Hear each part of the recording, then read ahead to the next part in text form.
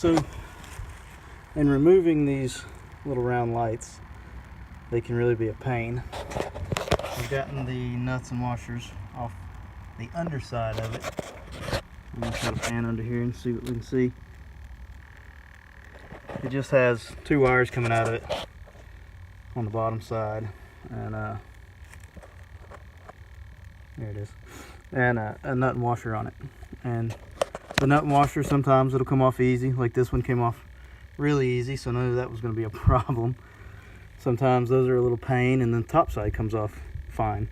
So right now I've got the top side is what's being a pain. It'll go about that far, and that's it. It stops. I've pried and everything on it real hard and don't want to go any further. So basically what I'm going to have to do is just bend this thing. Yeah, and there's the insides of it. You can see how it's spinning on that light housing. So basically I just got to break all that off, and I may have to drill, once this breaks off, I may have to drill down to get the bolt out of it. But that's not a big deal because I'll just use that hole for my wires for the new light. So this is what you end up with once you break this housing off. You end up with a little mount, and so I'm just going to take a drill and drill that, and then that'll take me down through the bolt, and the whole thing, you can see that'll just drill right through. You can see the ground. The whole thing will just pop out at that point, and I'll be ready to mount my new bracket. Alright, we've got the new LED light mounted. Got the old one off, got the new one put in here. I haven't put the other bolt in yet. I've got one. I ran my wires right back down through that hole that the old light was mounted through. And then on the underside, I'm starting to wire this up. And so I'm just using these little crimp connectors. These have a heat shrink around them too, so I can heat that and kind of waterproof it a little bit better. These are what was coming from the old light, and over the years, you know, everybody works on these trailers and they just grab whatever wire they have, whatever colors. I'm guilty of that too over the years. And so you got to really kind of look to see what wires came from where. You can see this one started out as green, which helps me because green is the right side turn signal and stop. So the green tells me that, and I can use my little circuit tester to test that out. And then they changed it to black, and this one over here was maybe brown, and brown is always tail lights, where it comes from the front of the trailer, from the connector. It's supposed to be brown. That's your tail lights, your marker lights. So that's that, and the new light has red and black. So red is my stop and turn, and black is my markers.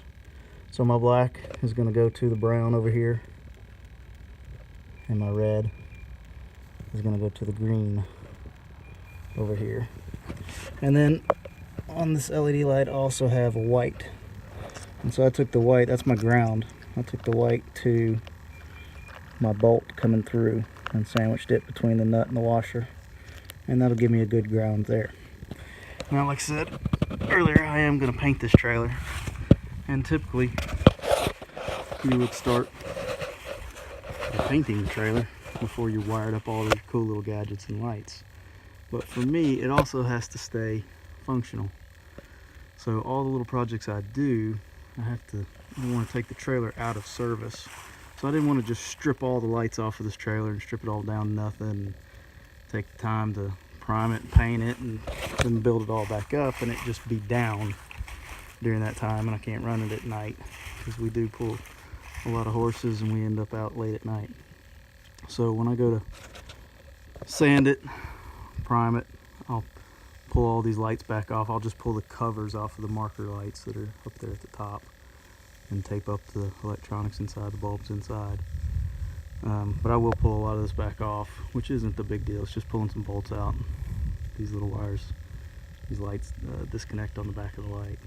So we'll get a good paint job on it, good enough for this trailer, and put it all back together. But as for now, it's operational, which is how I like to keep my projects, because I don't like my stuff to be down. I want to use it.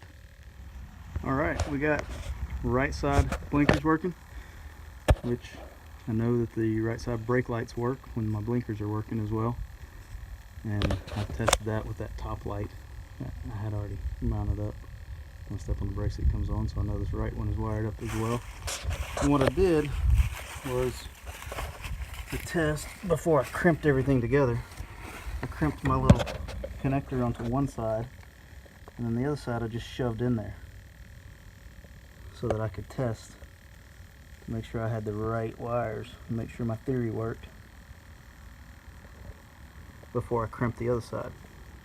You can wire tie that up with wire nuts, do whatever you want, but it's always a good idea to test it before you crimp both sides, because I have had to cut these things back out and then I feel like I wasted my 1 cent worth of connector. And there we have all 4 of our new lights working. That is going to look good going down the road at night. It will definitely be seen.